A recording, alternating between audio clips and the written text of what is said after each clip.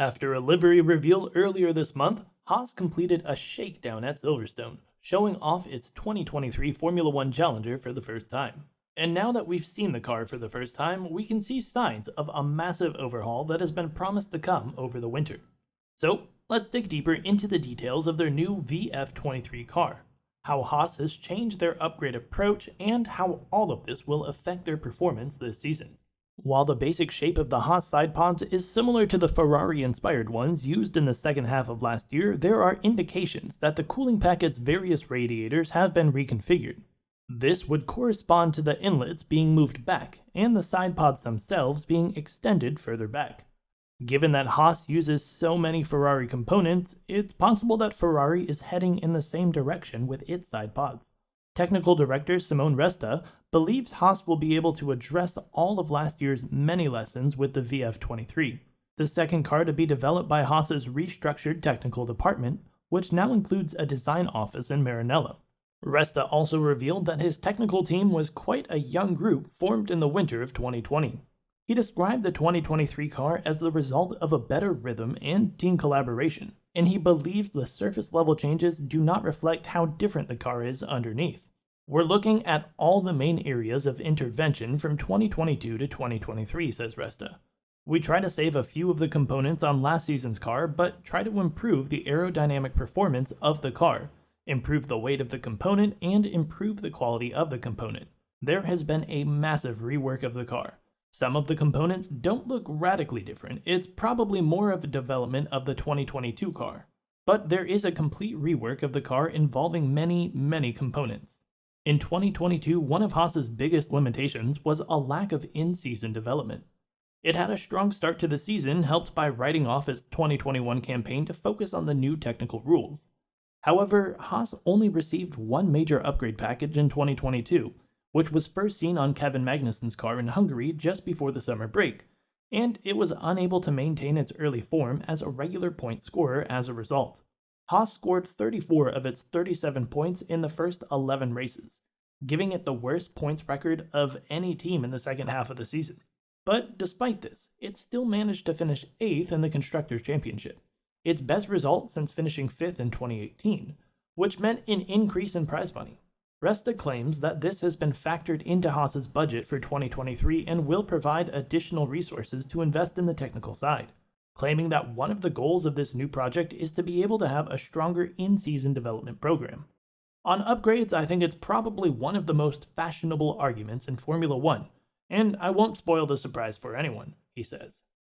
For sure, we'll have a stronger program of upgrades compared to last year, and we are still working on that. We're at the very beginning. We've just defined the launch car, so the team is working on it. We have our roadmap, but it's very early to say exactly what we'll do and when. Haas's upgrade policy in 2022 was a misstep, and that's something that it is subsequently admitting. For example, Haas chief engineer Andrea De Sordo believes Haas was the worst affected team in terms of weight in 2022, because while almost everyone struggled to meet the weight limit, it was a bigger issue for them because they didn't have the option to add a lot of development and new parts during the season. Meanwhile, team principal Günther Steiner stated earlier this year in an interview with Automotor und Sport that he may make a different decision now, and it was emphasized in the technical material surrounding the VF23's reveal at the Silverstone Shakedown. Finishing 8th in the Constructors' Championship, Haas's best result since finishing 5th in 2018 has resulted in an increase in prize money, which all of the company's senior technical figures say will have a direct impact on a more aggressive development program. However, there is a word of caution. In the cost cap era, efficiency is everything. Of course, Haas was already operating in such a world, but nothing has changed now that there's a little more money in the pot. But it is not just the prize money that will contribute to their budget approaching the cost cap this season, as Haas announced a multi-year title sponsorship agreement with MoneyGram, an American money transfer company, last October. When it first joined the F1 grid in 2016, the team lacked title sponsorship until 3 years later, when it partnered with the controversial Rich Energy company in an ill-fated deal that fell through mid-season. The team then partnered with Uralkali, Nikita Mazepin's father's company, with whom Haas signed a multi-year contract to race for the team.